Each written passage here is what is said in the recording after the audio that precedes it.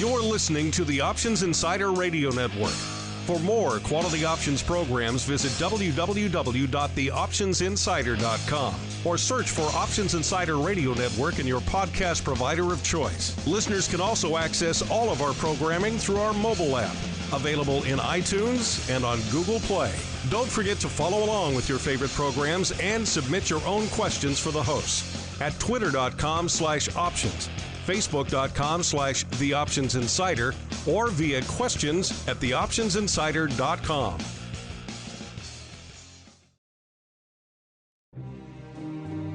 It is a dangerous world out there. Volatility is on the rise, and your clients' portfolios are under assault from a growing number of threats. Simple diversification is no longer enough to shield the assets under your protection. Registered investment advisors, financial planners, and asset managers need a new weapon in their war on risk.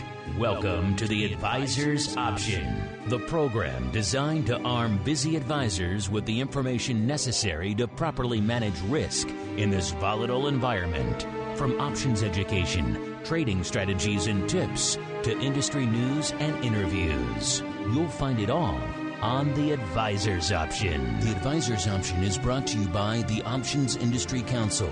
The OIC was created to educate investors and their financial advisors about the benefits and risks of exchange-traded equity options. For more information on how the OIC can help you implement options in your practice, please visit optionseducation.org.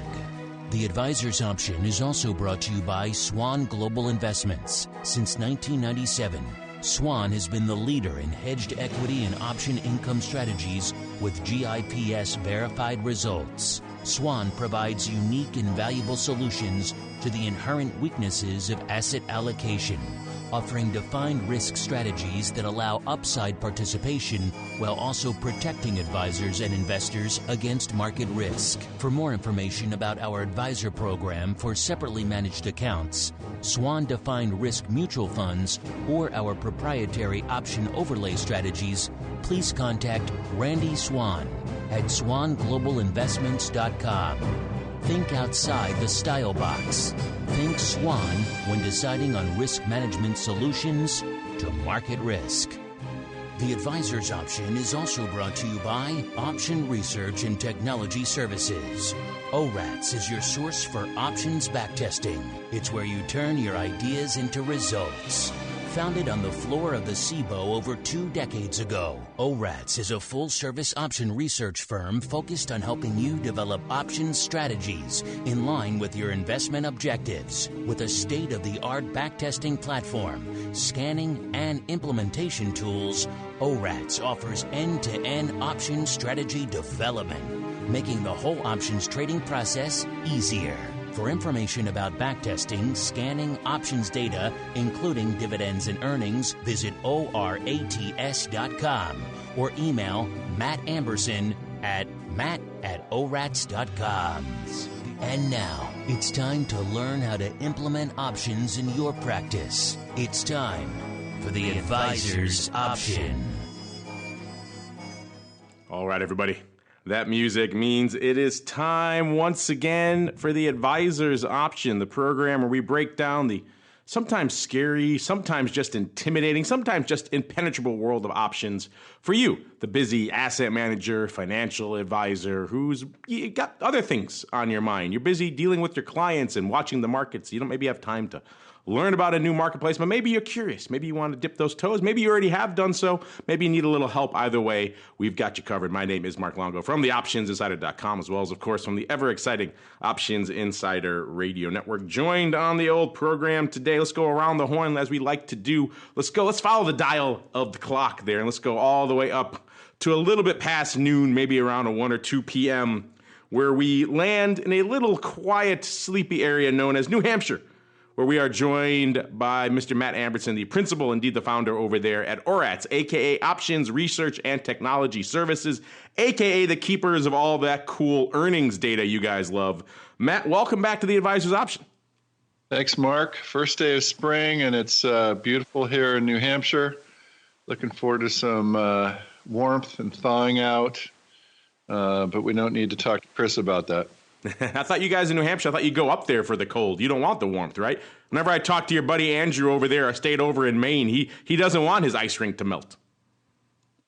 We like it. It keeps the riffraff out, but not too many people make it up here. But we need some vitamin D on our skin up here. Andrew is kind of that pasty white, and he's way up in Maine. I'm down here in the tropics in New Hampshire. The tropics of New Hampshire. All the coastline of New England, right? All in New Hampshire. There you go. Like we got 3 miles of it, something like that.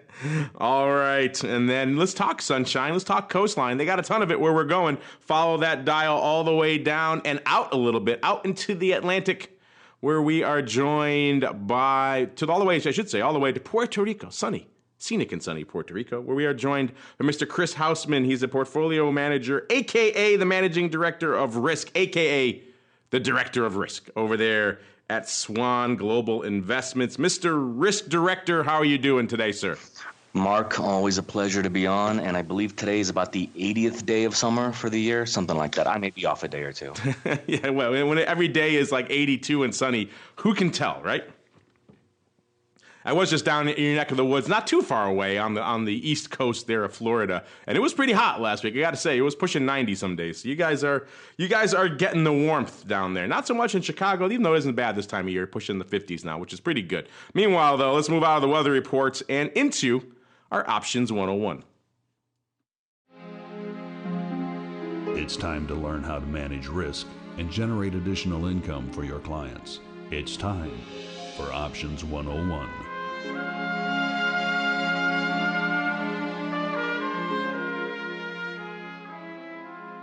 All right, everybody, welcome to Options 101, the portion of the show where we break down these scary options instruments and tell you how you can utilize them in your clients and indeed your funds portfolios out there.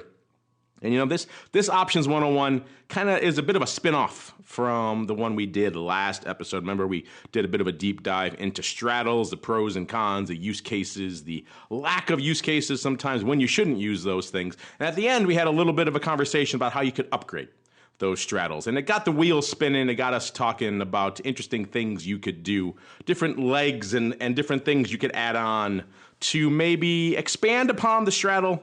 And it got us into the spreads that are iron. And we thought, it's a fun topic to explore. And hey, Game of Thrones is coming back, Iron Throne, Ironborn. Let's talk iron stuff. So we're going to do it. We're going to talk iron versus iron today in the Options 101, a.k.a. the Iron Butterfly versus the Iron Condor. Two popular strategies, different but similar use cases out there, different but similar performance type of characteristics. So worth, I think, a little bit of extra time on here. Let's start off with some basic definitions. Again, these are some of the more intimidating terms in the option space. People hear Iron Butterfly, they think of that crazy band and that song from way back in the day, right? And they think Iron Condor, there's no appropriate metaphor for that. They just think, what the heck is an Iron Condor? So we'll break it down. These are old school terms, very scary, I know, somewhat impenetrable. But Iron Butterfly is kind of, like we said, a bit of an upgrade to the straddle we were talking about last year. Remember that straddle, typically an at-the-money call and put, either bought or sold at the money, so one of each. And then if you buy it, of course, you're going to be long the premium. If you sell it, you're going to be short. Now, the Iron Butterfly adds an extra leg to that. So let's say you buy the straddle, and again, you're worried about decay. We talked about that in the last show. It's one of the chief dangers of being long straddles. Well, you want to sell some legs, and that's what the Iron Butterfly does. It sells a strangle, which is, remember, just an out-of-the-money call and out-of-the-money put against that at-the-money call and put you bought on the straddle, and vice versa if you sold it. So if you sell the at-the-money straddle, you're going to buy the out-of-the-money strangle, and that allows you to mitigate your risk. And that's effectively all an Iron Butterfly is. Very scary name, not so intimidating when you actually look at it. Now, the performance could be a little bit intimidating, but in terms of understanding it, it's not as scary as the name would imply. Now, the Iron Condor are a little bit different, taking a bit of a back seat, a step back from the straddle, if you will, because maybe straddles are a little bit scary for you. Maybe they're a little bit intimidating. You don't want all that crazy at-the-money madness, all that gamma, all that theta decay. You don't want that. You want to get a little bit away from that. That's what the Iron Condor is for. It's going to move you back. It's going to, instead of doing an at-the-money straddle, we're going to spread it out. You're going to buy or sell, and out of the money, slightly out of the money, strangle.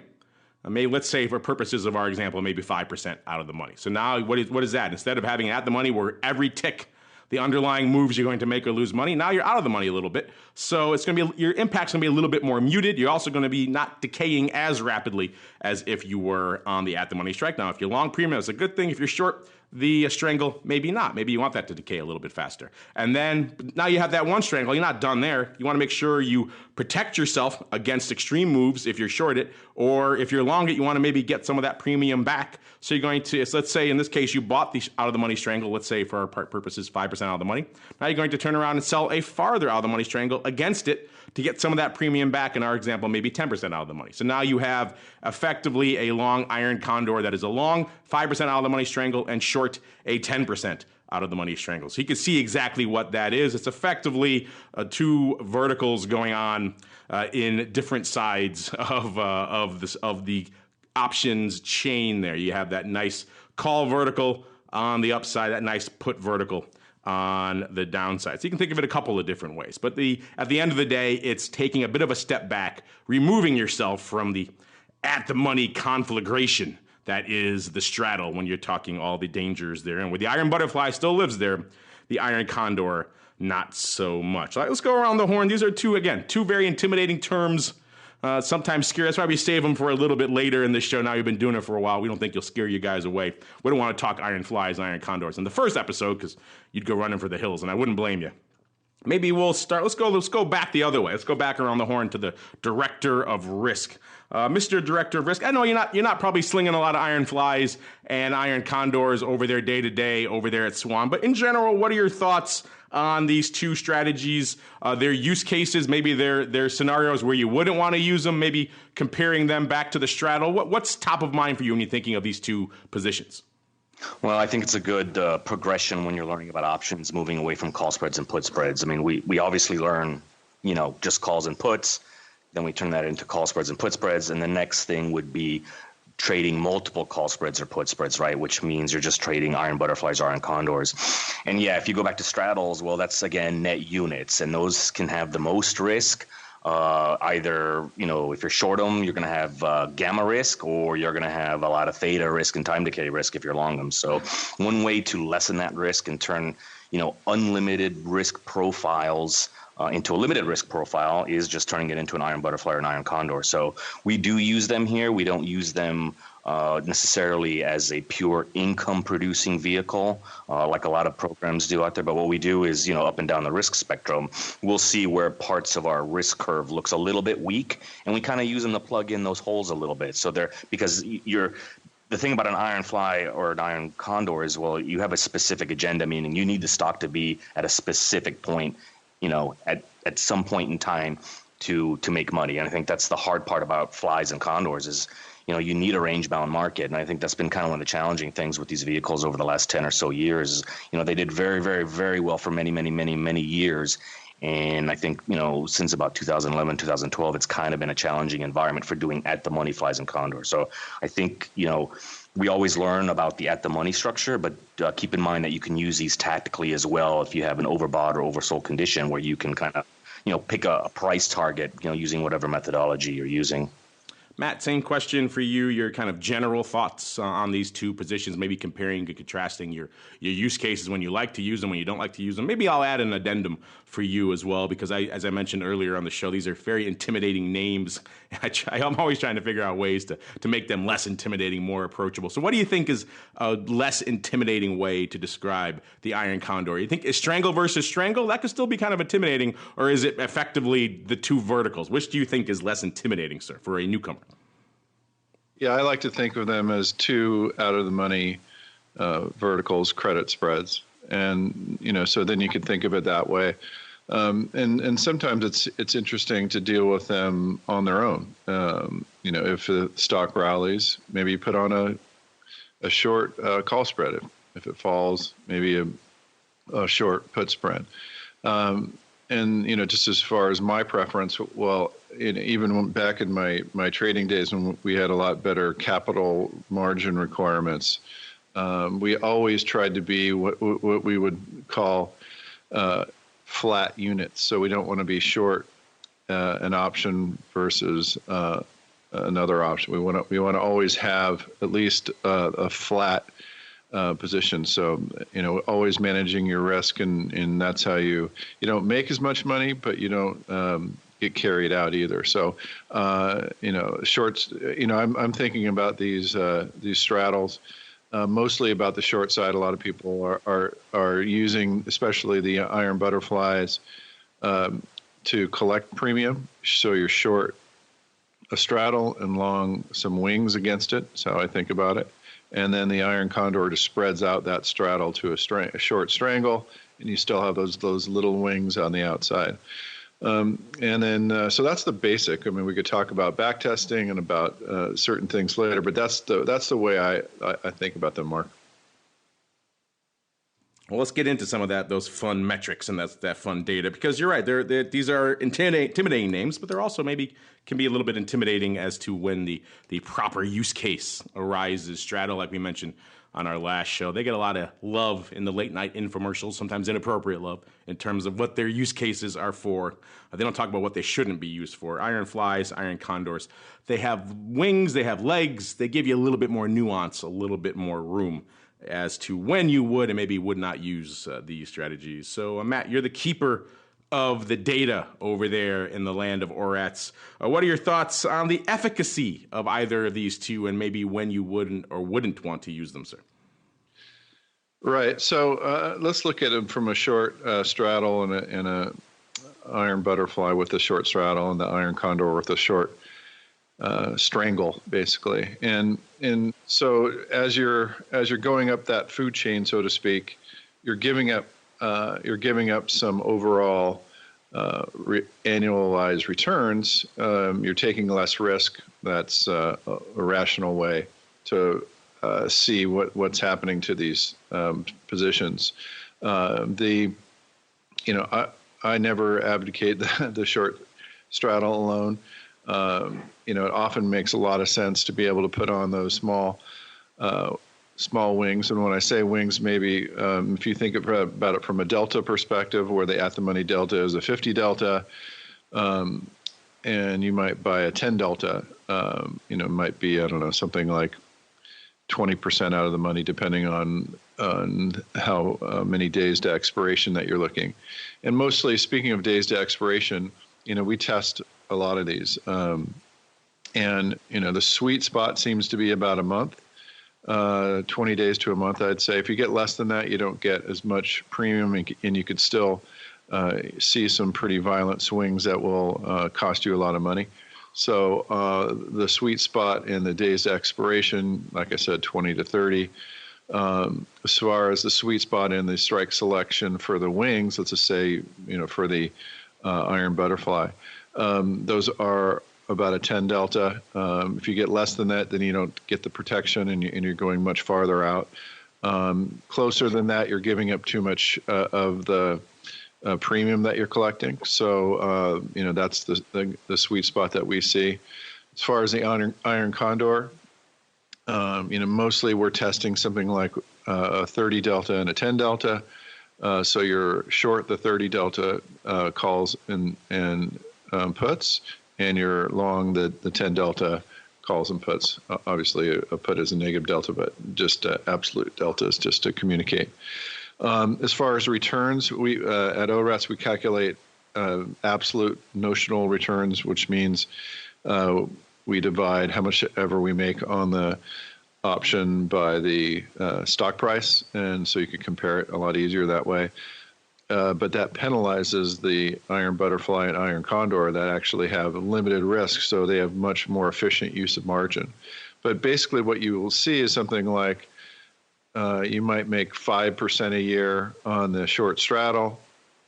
You might make 3.5 or 4 on the iron butterfly, so you're giving up about 1.5% on those long legs that you're buying.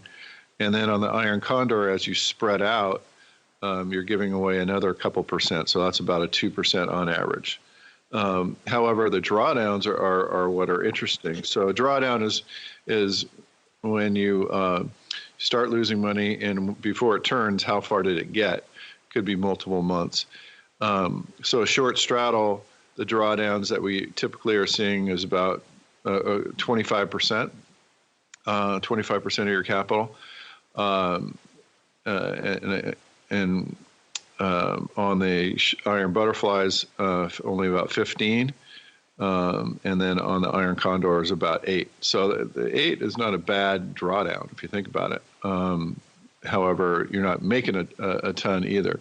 I wanted just to start off and give you those metrics, and then Mark, if you want, we could talk about some ways that we've varied these tests. Why don't I just get into those right now? Really, the bottom line is that we've tested exiting, using exiting on profit amounts.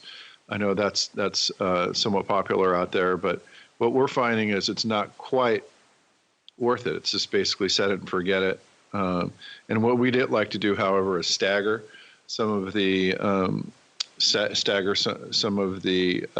iron butterflies. So, for example, let's just say you were going to trade a 3 lot of iron butterflies for a month. You might do one every 10 days, and that smooths out your strikes, so you're not as what's called path dependent. So if the stock is moving around, your strikes will be spread out as the stock moves. And so those are really the findings that we have from running thousands of tests. Mark, is the short straddle, larger drawdown.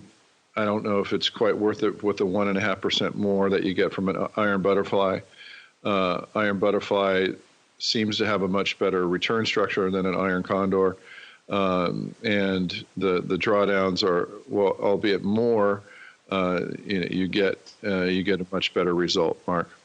Yeah, that kind of is pretty much in line with what I was thinking. Interesting though about the not taking it off part. That's kind of interesting. It just juice wasn't worth the squeeze there at the end. Kind of the old Ronco era, set it and forget it type approach. That's what worked best in your back testing there, Matt.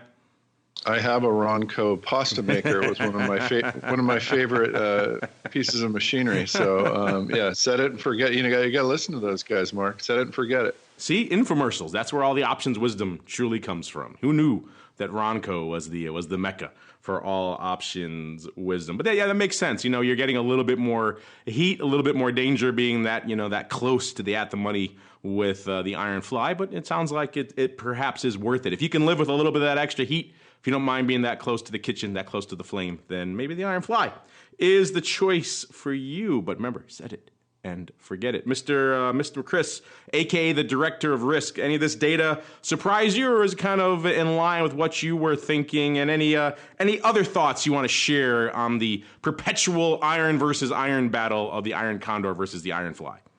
No, it's pretty much in line. I think staggering your trades is also a big plus. You want to try to reduce path dependency as much as possible. I think that's very important with this kind of strategy.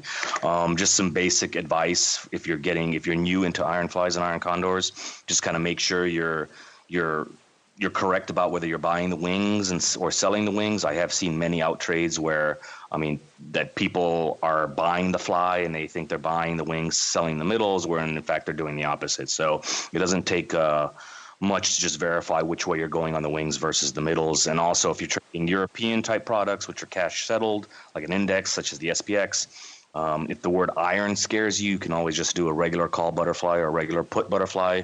It'll have the same risk reward properties.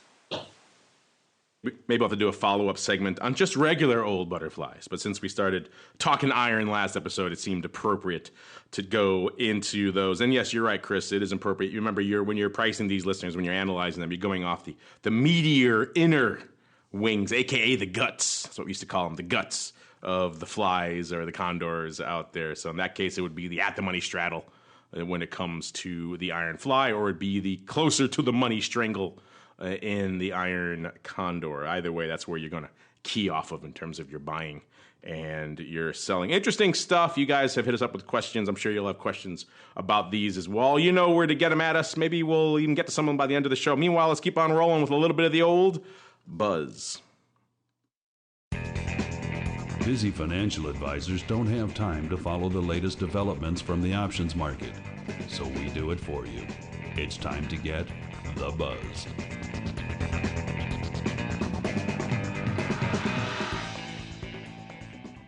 All right, welcome to The Buzz, the portion of the show where we break down the news from the world of options and options-related developments that maybe you missed. And it's interesting these times. We're in some interesting, somewhat turbulent, somewhat interesting times in the marketplace and in the options world, and from a volatility perspective, certainly. So I thought we'd start there, kind of giving you our thoughts, recapping what's been going on in the world of options and volatility since the last time we all gathered together here on the program. We've seen a lot going on. We've seen a market resurgence in volatility. It started to tick up across most of the broad equities and indeed a lot of the commodities as well. Uncertainty about the trade war, a bunch of other things were conspiring to drive that volatility up. And in the last week and change, we've seen, particularly on the equity side of the space, a lot of that volatility start to come in fact, come in very aggressively. So we've seen effectively a tale of two very different volatility regimes over the course of just the last month since our last episode. So these are interesting times. It could be challenging times for you out there managing your options portfolio as well. So I thought we'd start by going around the horn, giving you our thoughts on the past month. Let's go back the other way. Let's start with the director of risk. Chris, what's the last month been like for you as you're out there looking to harvest some premium on the near term and roll protection on the longer term? What's this turbulent volatility marketplace been like for you? Well, continues to be turbulent. Every time people think we're in a new regime, a month later, people are saying, well, no, we're not. We're back to the same old. So, obviously the market's been rallying, volatility's been coming in, but I will note there have been several days here where we're having rallies and we have overriders coming into the marketplace and rolling their short calls. So that's actually keeping volatility a little bit firm, across the strike spectrum.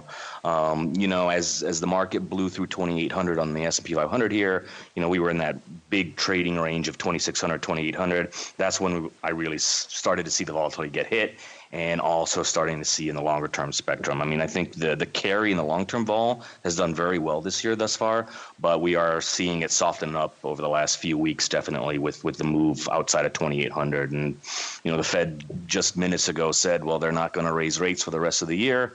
I don't quite remember in March where they were already telling me they were not going to do anything with interest rates for the rest of the year. So I think they've are being as accommodative as possible, and probably opened up the door to test new highs here. So you should see further pressure on volatility if that happens. Yeah, I think they realized, like the rest of the world already knew, that their gun was kind of empty. They didn't really have any more bullets. So they kind of confirming. When the rest of the world is talking stimulus, it would be kind of strange for the Fed to be continuing to talk hikes. Matt, same question for you. What's been top of mind for you and your clients over the past month? Have you seen volatility coming back in and then coming off equally, if not more aggressively, in the last week or so? Yeah, it was quite a month for our signals. So we produced these signals, contango, and where is the front month versus the back month, and we look at that intraday. We got an interesting signal on early in March 4th, I believe it was, the Monday. The market had a big open, high, low, close range. And, we let a few of our clients know, hey, listen, we're seeing some contango go near backwardation. This is usually not a very good sign. And, the market started to tumble, and, we thought it was going to be somewhat significant. But then all of a sudden, the near the end of the week, the contango kind of surprisingly came back in, and the market has rallied since then. So it looked like an event was going to happen. It looked like we were going to test some lows, but then it just it turned around. So it's been a tough market for some of the signals. It's been choppy. It's been the strength has been there. I could tell you, though, it's starting to feel a little bit kind of toppy to me, and we're starting to see some volatility relationships, maybe not the overall level, but the relationships are looking a little bit like they're some early warning signs, Mark. So it's been a resilient market, but we keep a wary eye on. You got to be long the market, it seems like, but you got to have protection. And as we know, protection is expensive. So what we're trying to do is figure out when you could do the protection without, by trying to figure out if the market is worth the risk or not. And so, it's been a little bit tough on that regime. But, we did have a pretty good call, like I said, early in the month, but it didn't pan out as far as going down as far as we may have. But and starting to soften up a little bit here. It'll be interesting next couple of weeks to see what's going on, Mark. Yeah, it is kind of interesting. We're in this moment now where is the sell-off in vol, is it overdone? Is it maybe time to revert? Because we have seen this pretty much throughout the year. Products like VXXB, we see this a lot on our volatility show. A lot of the audience loading up on trades south of the 30 handle, and it never could make it throughout the entire year. It would hit 30 and bounce and bounce and bounce. And we saw a lot of people lose a lot of money on that trade over the last quarter. And now this past week or so, for the first time, it's broken through that 30 handle fairly aggressively. I think it's hanging out right now right about 28 3/4 or so. So substantially south of 30, which again indicates that volatility has come in aggressively over the past couple of weeks. So it is in that point where maybe you're right. Maybe it is time for the worm to turn, as they say, because there are still quite a few unknowns lurking out there in the ether. Let's see how all this volatility translated into the market for February in terms of the options business. Remember, it's been an ongoing source of debate for us and for questioning for you guys out there whether we could top the record 5.1 billion options contracts that traded hands in 2018. And a lot of our audience, the overwhelming majority, 75% of our audience said at the beginning of the year that yes, 2019 was going to blow the doors off. I was a little skeptical. I think a few of our co-hosts on the network were kind of skeptical as well. We kind of know what it took to get there in 2018. Didn't know if we could have that same confluence of events, that same just Sturm und Drang driving the market for 2019. And so far, the last few months have borne that out, unfortunately. And February numbers are in here. February's volume down nearly 26%, 25.9% from February of 2018. Year to date, their volume was down nearly 19% compared to 2018. Listed options, that's the main game over there at OCC. 349 million contracts in February. That was down nearly 25% from the period before. Equity options, drilling down a little bit farther, 316.3 million contracts. That's a 20.5% decrease from February of last year. If you drill that number a little bit more, cleared ETF options, 119.2 million, down nearly 40% from, again, February of 2018 was a very turbulent time, but still 40% decrease in that volume. And index options, to drill down even farther, index options down 51.1% from February of 2018. So a lot of wreckage out there so far for the year in the option space. Futures also representing that as well. Remember, futures cleared by OCC, primarily in the VIX futures land, so volatility, and they were down 61.5% from February of 2018. So far, a couple of months under our belt here in the year. And again, not looking favorable. But again, we polled our audience again after those numbers came out and said, are you still bullish on, do you think the options business can do it again in 2019? And again, I think even more, 76% said yes this time. So I don't get it, Matt and Chris. Our audience is super bullish. I'm happy. They're super bullish on volume anyway. Maybe they don't realize that when they're super bullish on volume, that means they're also super bullish on a whole heck of a lot of volatile events coming and rocking the market over the course of the rest of the year. But do these numbers surprise either of you? Or maybe the fact that our audience is still so bullish on overall volume, does that surprise either of you, Matt and or Chris? I'll go ahead and jump in. I mean, I'm not surprised by the option volume decrease this year because remember what happened last year is February we had Volmageddon. So that was going to be a pretty high watermark to try to keep up with, especially, with the rally that we've been seeing this year. You usually have decreased volumes on rallies. So no, I mean, volatility's down. When volatility's high, I mean, people are trading, and trades lead to more trades, and that's what you had back in February of 2018. So it was a totally different type of month this year. So maybe I'm a little surprised about the quantity, but I'm not surprised that there was, a decline. There should have been a decline. Matt, are you equally unsurprised by that data? Yeah, that was such a crazy February of last year that I'm not surprised about that. And it continued too, and there was so much upheaval. I went back and listened to one of our podcasts, and there was a lot of uncertainty, a lot of upheaval, a lot of trading. I think we're going to have an awful tough time surpassing 5 billion this year, Mark. Yeah, that's the way I've been leaning. Our audience continues to lean the other way. So, hey, I in many ways, I hope they are right, but also I'm not looking forward to the many systemic shocks that it will take in order to achieve those volume levels. Speaking of volume and data, Matt, you guys are the keepers of data over there at ORATS, and we're kind of coming to the tail end of earnings and earnings volatility season. Again, our audience loves cranking through the earnings move and earnings move results reports. Now that we've seen the lion's share, the big names coming out, has any trend really resonated? Anything resonated with you overall net on this cycle, Matt? And I know our audience is going to ask this. We give them the answer every time. The answer is always pretty much no. It's pretty much a 50-50 in terms of how they perform, but they're going to ask, so I'm going to ask you again anyway, which is, what was the winner this cycle? Was it long or short premium? So if you have any thoughts on either of those, sir, the general thoughts, takeaways from the cycle, and if there was a winner, which was it? We are back to our normal 60% selling winners and 40% buying winners.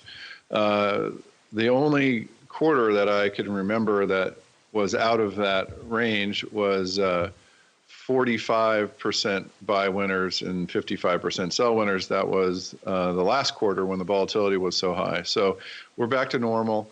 Our signals are working okay. It's been a little bit difficult to map the market out based on how the last earnings season was so odd, because you had earnings piled on top of an extremely volatile month. So it's been it's caused us, when we're looking back, how does this compare to past months? It's a little bit difficult. Some of the signals that worked well in the past aren't working as well this quarter. So we're having, I would say, a disappointing predictive quarter, but the new normal is back, meaning it looks like the underlying market that caused so much havoc in that last quarter is kind of out, and we're back to kind of a normal earnings movement environment now, Mark. That's good to hear. And it's worth noting when you hear those numbers, 60% of premium sellers win and 40% of premium buyers win. So I should lean dark side. Of course, it doesn't take into account when you lose on the dark side, you lose pretty hard. So that's going to wipe out a lot of the other gains you made. So we've said it before, we'll say it again. The really earnings season, trading through it is still pretty much a crapshoot. You could trade around the event and the lead up in the immediate aftermath. We talked about that many times. I think Matt in particular has advocated for the latter, trading in kind of the aftermath of it. But through the event itself, it's like you're riding that barrel over the falls. You don't know what's going to happen. You're just at the whim of gravity. In this case, you're at the whim of the market. So bear that in mind when you hear this data. All right, let's move on to other news, making other big stories making news really in the world of options and derivatives.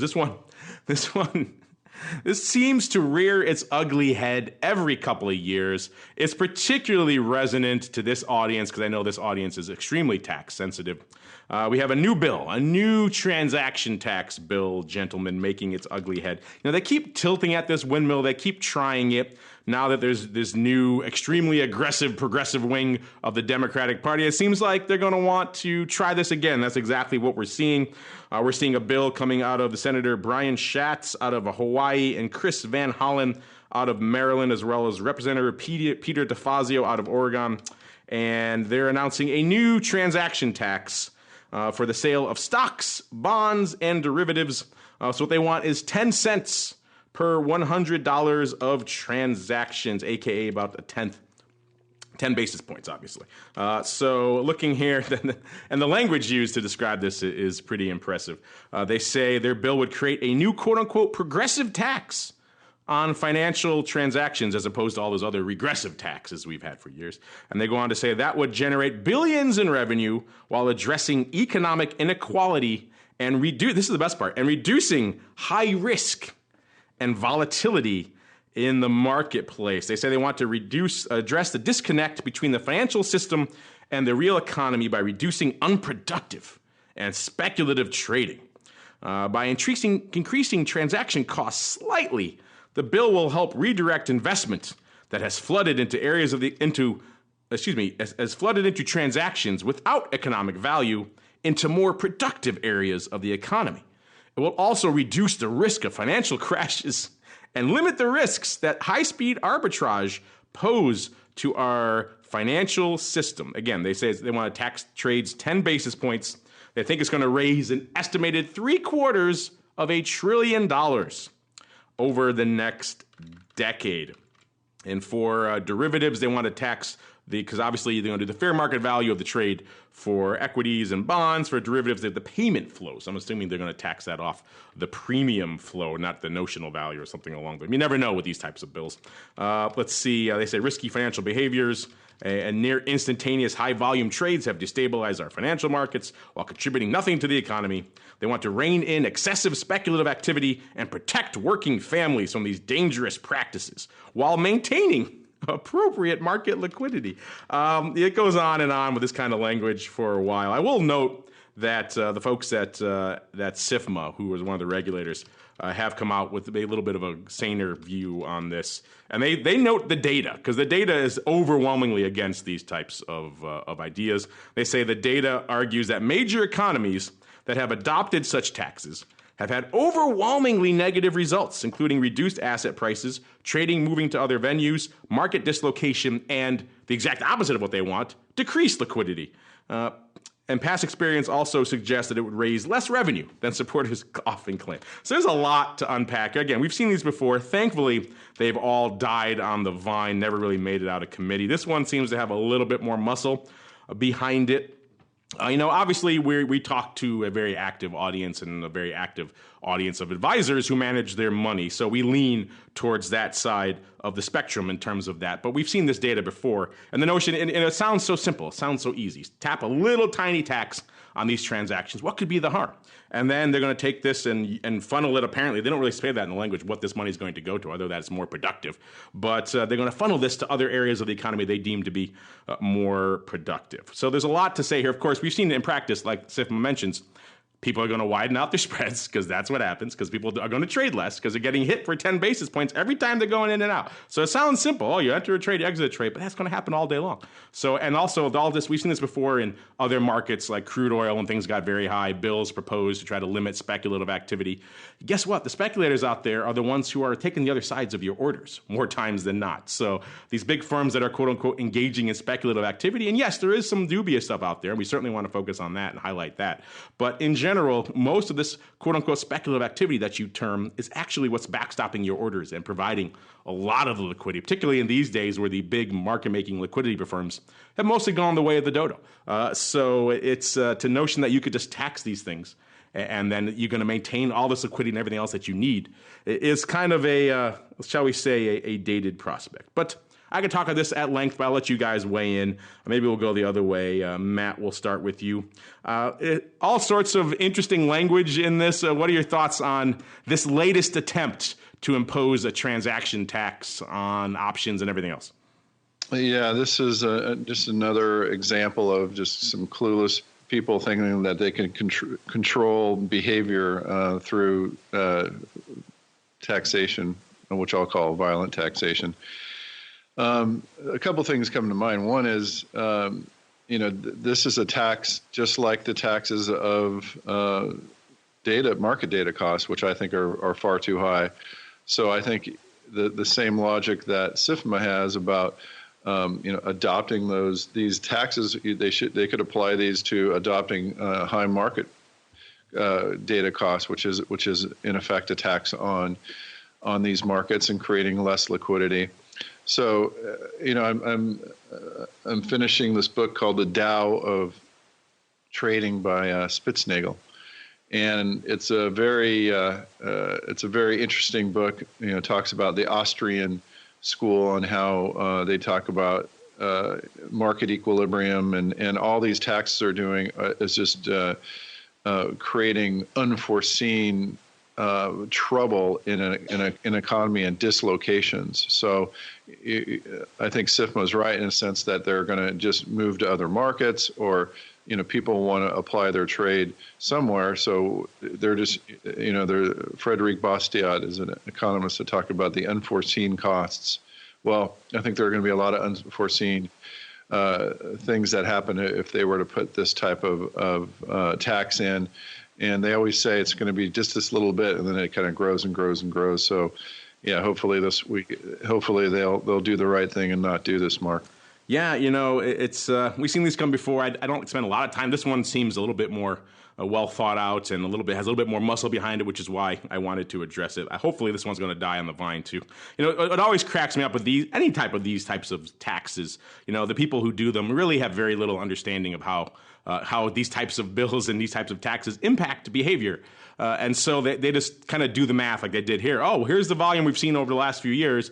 Let's just multiply it out for the next 10 years. This is how much we take a percentage of it. Okay, that's what our revenue is going to be for the next decade, without realizing that the tax is going to change the way people do things. A good example, not a transaction tax, but something similarly out of left field. They tried to input a soda tax, a sugared beverage tax in Chicago a few years back, and they anticipated all this revenue coming in because they just looked at all the money people were spending on soda in Chicago and multiplied by the percentage. Here's how much money we're going to bring in.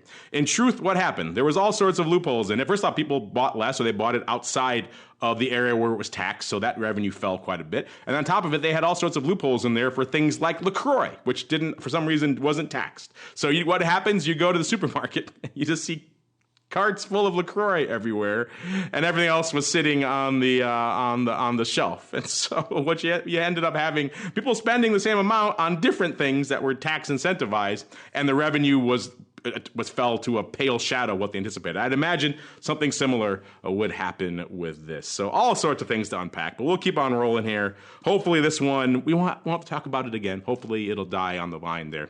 But in case it does, we'll keep an eye on it as we keep on rolling into your questions and hang out our shingle for the office hours.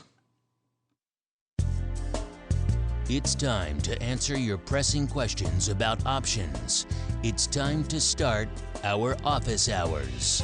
You can become a part of this segment by leaving a question on theoptionsinsider.com, emailing us at questions@theoptionsinsider.com, or via social media at twitter.com/options, facebook.com/theoptionsinsider, or stocktwits.com/optionsinsider. All right, welcome to the office hours, the portion where you guys take the reins. Lots of great questions coming in from you guys. Maybe we'll do another whole question episode too, because you guys take us off in all sorts of interesting directions. This one comes first from Andrew Dodson. I believe he's referring to a conversation we had a few episodes back about gamma scalping. He says, let me see if I have this straight. And it goes RE, delta hedging, or quote, gamma scalping. And he puts in parentheses, even though I'm not sure why it's scalping gamma and not delta. But I digress. Let's say you buy a straddle with a long 10 delta. Then the underlying rallies 1 point, so you sell 10 shares to make yourself flat again. Then you wait to see if the underlying drops again, so you could buy back those 10 shares at a point lower. Is that the gist of it? What do you do if, here's the interesting question. What do you do if the stock continues to rally and you continue to get long deltas? And why the heck isn't it delta scalping? If it was gamma scalping, then you'd be hedging the rate of change of your delta over that 1 point swing in the underlying as opposed to the delta itself. All sorts of interesting questions. We have a great audience here. Maybe Chris, the director of risk, we'll start with you. Walk him through, is he correct or is he not correct on the gamma scalping? And then I like his other question, why isn't it delta scalp? I don't know if you know the answer to that one. If you do, feel free to weigh in. And then also the corollary to it, what do you do when the underlying moves beyond your anticipated range, right?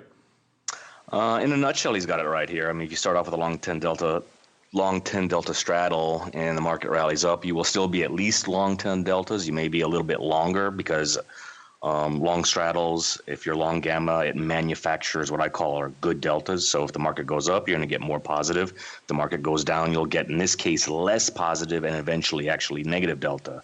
So he's right about scalping the deltas. Why it's called scalping gamma, I have no idea. I don't know where that came from, and it's just something that's stuck, and it's kind of, I guess, because the deltas are changing because of the gamma measurement, which is the second derivative. But you're right. I mean, we're actually scalping deltas. I think you wanted to take it to the next step is how do you actually scalp those deltas? Because remember, you can scalp them versus stock, which is just going to be pure delta. But if you want to actually increase or decrease your gamma exposure, you can scalp your deltas by trading options as well. This is another reason why options trading can often be intimidating to the newcomers, is because the terminology is somewhat opaque. And as Andrew rightfully points out here, Matt, I know you devoted a lot of time when you were on the floor to your methodology around, let's call it delta scalping for the sake of Andrew here, just because it's a fun question. What are your thoughts on his question? Obviously, the systems tend to have trouble when you start getting beyond your ranges, which is his other part of his question. And then if you know the answer to why we call it gamma scalping, have at it, sir. Yeah, so I backed a bunch of traders, and we talked about this all the time. And the reason you call it gamma scalping is if that's true that you're covering your deltas, but if you look at your positions and you have zero gamma up and down, you're not going to be scalping anything. But if you have gamma, as the stock moves, you're going to be able to sell or buy, as Chris says, good deltas. So that's why we would look for how much gamma that you have, and then you would, what's called scalp is just cut down the amount of delta that's growing or decreasing as the stock moves. So you always look at your gamma to know what stock's going to be scalpable. And we did this quite a bit, and we came up with rules like for particular stocks. And we would back test based on one-way moving stocks, where you would let the what we would call let the deltas run. You wouldn't scalp as much, if that makes sense. So you would, like an IBM, you'd let it go because it would often make we would calculate what was the best amount in dollar terms to let that go. So it might be a $3 move, whereas I traded Nextel, which was a NASDAQ stock, and we were gamma scalping, so to speak, intraday. So it would move 50 cents. We'd sell some deltas, and then we'd flatten out there. If it went another, and that's the type of stock that would then turn and go the other way, just based on the wind or whatever, and often close close to its opening. So that's how I would explain it to Andrew, and just know that it's probably not as applicable to traders, to retail traders, but it's very applicable to market makers and those with bigger positions on, Mark. Yeah, certainly market makers, liquidity providers, definitely fund managers who might pay attention to this. And you're right, I feel your pain, Andrew, because the thing you're actually trading to sell and hedge is the delta. That's what you're trading, right? But the thing that makes that delta change is the gamma. So as Matt alluded to, if you just have this 10 delta and nothing else, a 0 gamma, it would stay 10 and nothing would really happen. So you need that gamma to make your delta fluctuate, which is what you're effectively hedging. So that's why it's a little confusing. The thing you're actually trading is the delta, but the thing that makes that change is the gamma. So hence probably why it's been termed gamma scalping. And you're right, it does change on the underlying. I remember when I got out to Intel, I used to have to scalp it very aggressively throughout the day because it wasn't a big mover until it did. Then it would run. So it was a challenging art in and of itself, outside of all the fun that went into actually making markets and options. You had to actually do this other thing, which was actually going to pay for a lot of that, which was interesting in and of itself. All right, we got some meaty questions. Maybe we'll save those for a question spectacular here. We got another 5-star review. Comes from Andrew. Another Andrew. 2 Andrews today. Andrew run today. He says, fantastic shows. Just do it. Mark is great. Well, thank you, sir. I think that came from iTunes. I'm not sure. Thanks for the love. There, keep them coming. If you like what you're listening to, head on over to your platform of choice. Give us some love there. We won't hold it against you. Maybe if it's fun, we'll read it on the show. Let's see. Let's wrap it up on this one. This comes from Keving, or maybe Kevin G. Either way, I'll go for Kevin G. He wants to know, why doesn't anyone put out the earnings straddle analysis similar to the analysis from the so-called analysts? Then we can all fixate on whether a name outperforms its straddle as opposed to beating the whisper number. I think that's more valuable. Why don't more people know about this stuff? Well, Matt, this is certainly right up your alley. I like to think that we're getting the word out there now. We're putting it out there on the site. We're putting it out there with the earnings move results reports. So certainly more people are becoming aware of this concept of the price of the straddle and what it implies for the movement in the underlying around earnings. But I'm with you there, Kevin G. It would be nice to see more people out there instead of talking about here's the whisper number, here's the analyst estimates, here's what the market is actually pricing in. Forget all that other nonsense because those guys don't have a clue. Here's what the market's pricing in. It's by far and away the best predictor of anything. And talk about that and whether it's beating that. Matt, I know you're probably on that train as well. What do you have to say for Kevin G here? Why don't more people know about this stuff? Yeah, I have a couple thoughts. One is it's a difficult art. So you have a straddle price, and let's just say there's 10 days to earnings, and you have to figure out and maybe 20 days to expiration. So you have to figure out what amount of that straddle is applied to the earnings move. And that's what we do. We put out that information so that, if I would just say, go check it out on the Option Insider blog, you could see a lot of those numbers that we've extricated the move that has to do with earnings. And those are we found out, for thousands of stocks that those are, quite accurate predictors, like you said.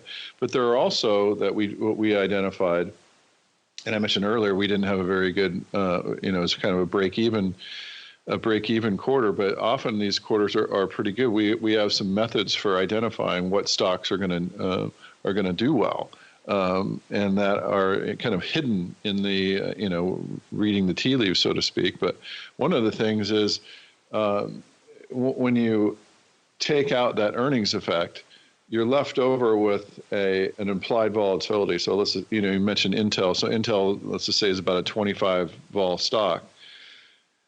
Well, if there's earnings coming up, the volatility might go up to 30, and then next month might be 28, and next expiration, might be 26. And then so if you then take out earnings by coming up with a rational earnings effect that you would apply to each month, you could then have that term structure fall to a rational level. Now, sometimes that term structure falls to a backwardation where the front month is above the back month. I know that's a little complex, but that's one of the signals that we look at.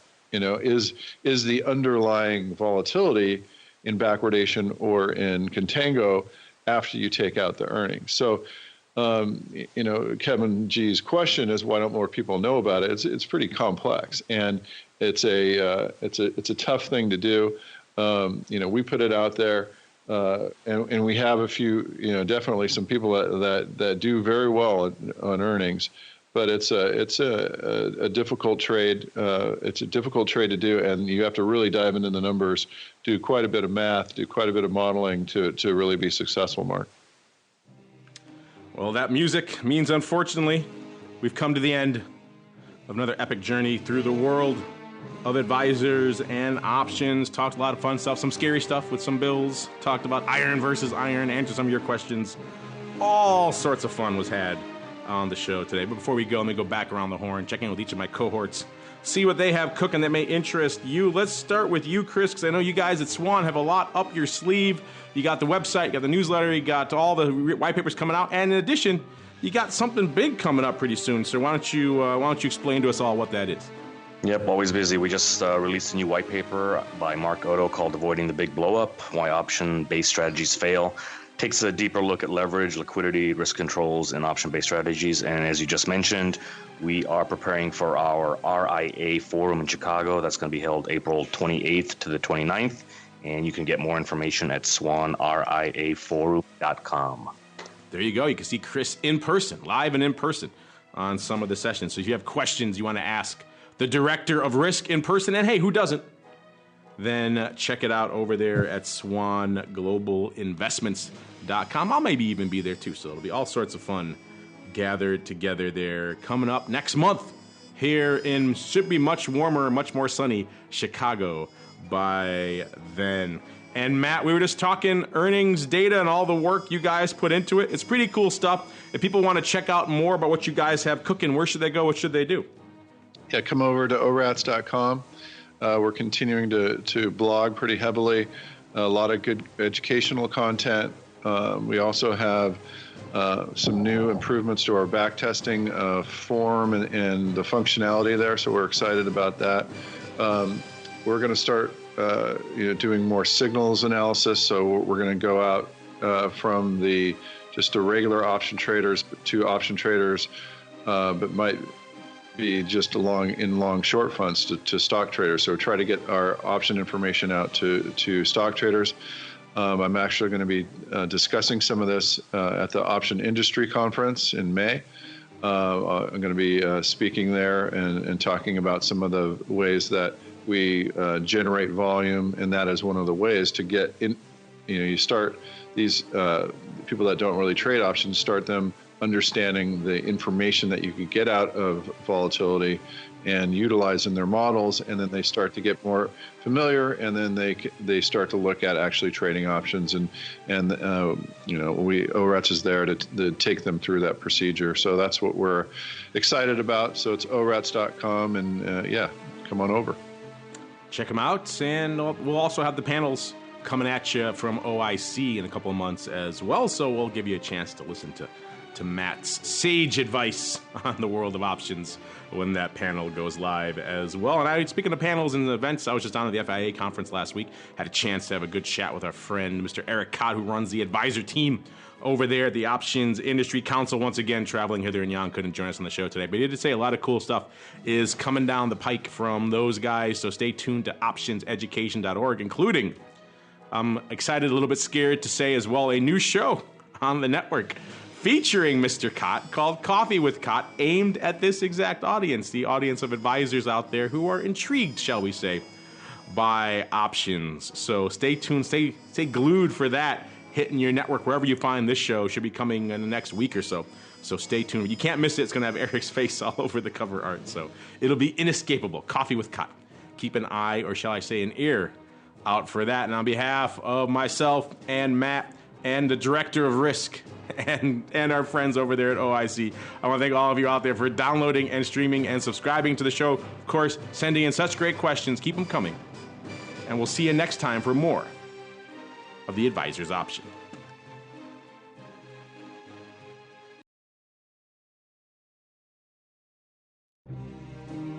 Advisor's Option is brought to you by the Options Industry Council. The OIC was created to educate investors and their financial advisors about the benefits and risks of exchange-traded equity options. For more information on how the OIC can help you implement options in your practice, please visit optionseducation.org.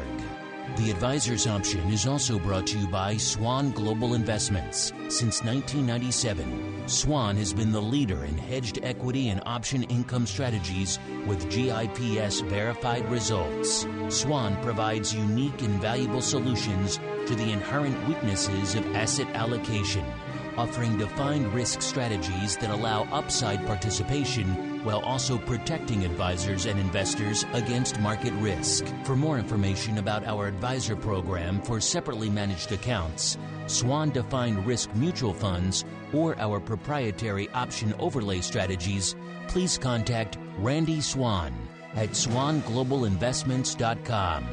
Think outside the style box. Think Swan when deciding on risk management solutions to market risk. The Advisor's Option is also brought to you by Option Research and Technology Services. ORATS is your source for options backtesting. It's where you turn your ideas into results. Founded on the floor of the SIBO over 2 decades ago, ORATS is a full-service option research firm focused on helping you develop options strategies in line with your investment objectives. With a state-of-the-art backtesting platform, scanning, and implementation tools, ORATS offers end-to-end option strategy development, making the whole options trading process easier. For information about backtesting, scanning options data, including dividends and earnings, visit orats.com or email Matt Amberson at matt@orats.com.